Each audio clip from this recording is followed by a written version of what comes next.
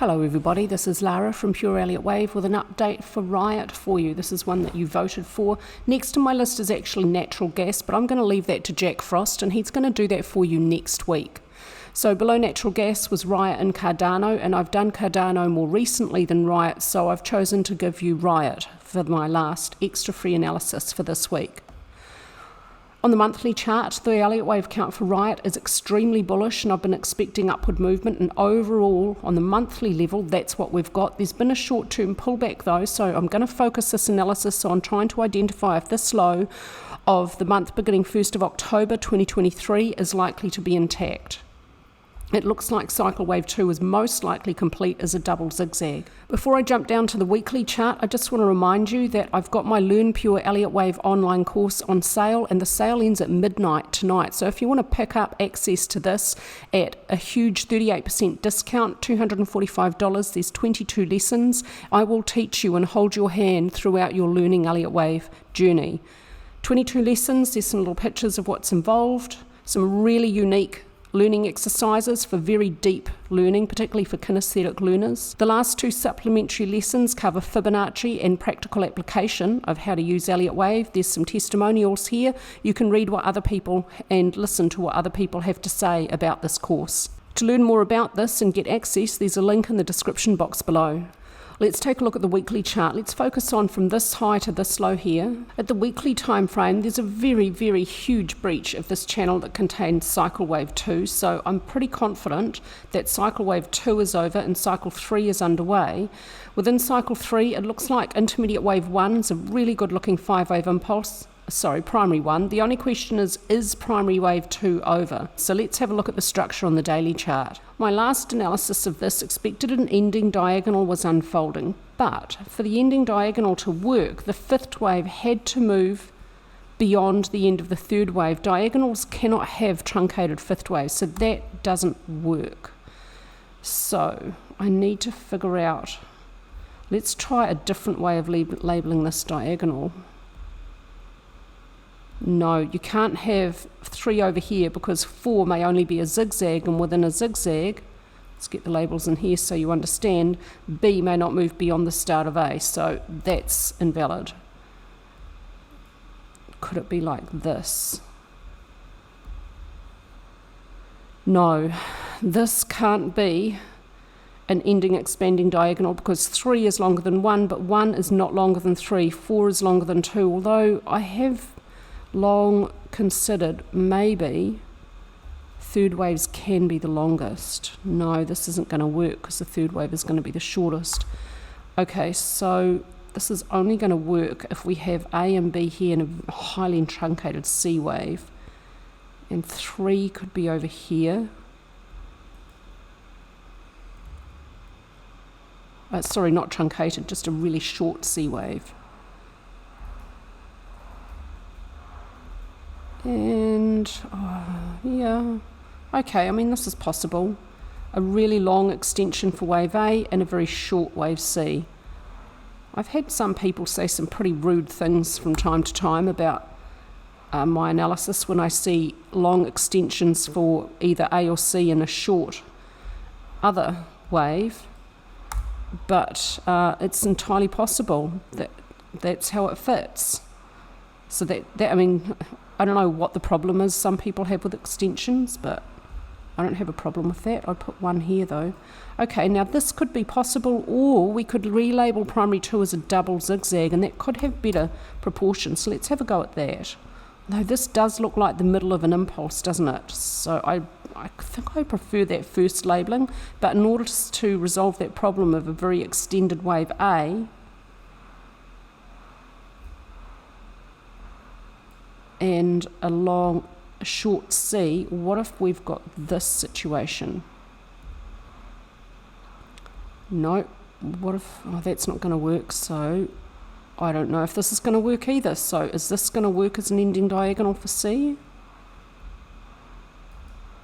No, doesn't work. 2 is longer than 1, but 5 is shorter than 3. Sorry, 3 is longer than 1, but 5 is shorter than 3. So it doesn't meet the rules regarding wavelengths for an expanding diagonal. Can't see. I think, what if we try a triple zigzag? process of elimination. Well, a single zigzag does work. Okay. I would put... I don't like the disproportion between W and Y and Z, but now Z has a great fit. This is a nice zigzag. I think maybe, what if we see, no, I don't want to see W down there. If we see it's over somewhere here, that's breaking up the middle of an impulse. I don't think that's right. So I'm going to see this. Okay, short W, long Y.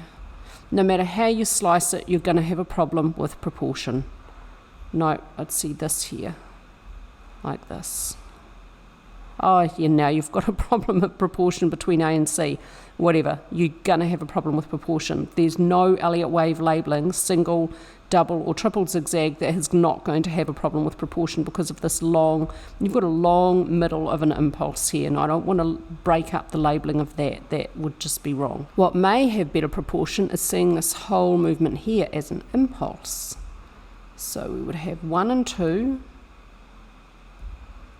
an extended third wave ending here, and a short fifth wave. 1 and 5 kind of close-ish to equality, and 3 a very long extension. That's fine. Third waves have a tendency to extend.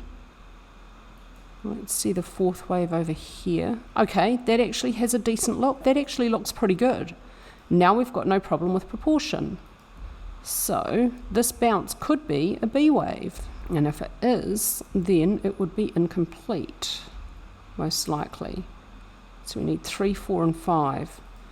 Well, unfortunately, the invalidation point for this idea is all the way back up here. When A subdivides as a 5-wave structure, B may not move beyond the start of A above 18.238. So I'll have this as an alternate. Let's look at this and try and determine from classic analysis which is most likely. Let's just look at the daily chart. First up, I notice that there's triple bullish divergence between price and, between price and RSI, and single bullish divergence between price and money flow.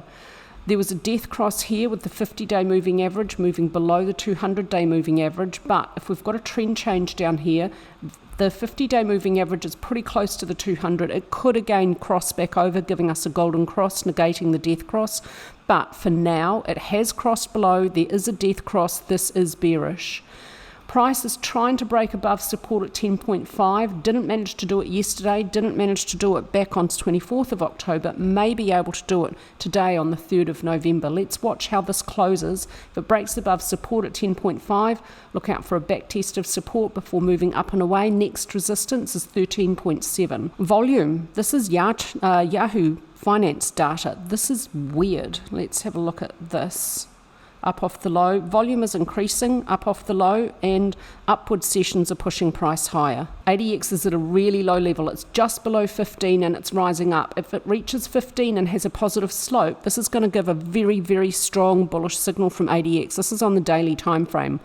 If you're following RIOT, watch this one carefully over the next few days. If you get that bullish signal from ADX, then we've got a trend change, but that isn't telling us if the new upward trend is a third wave or a B wave. RSI exhibited bullish divergence at the low and is now in neutral territory, so this supports the view that primary wave 2 could be over. Money flow also reached oversold and exhibits bullish divergence. This also supports the view that primary 2 could be over and primary 3 could be underway. The volume profile also supports a bullish outlook that primary 2 could be over and primary 3 could be underway. So this would be my main Elliott Wave count for RIOT. This is an alternate, even though it has better proportion in terms of Elliott Wave.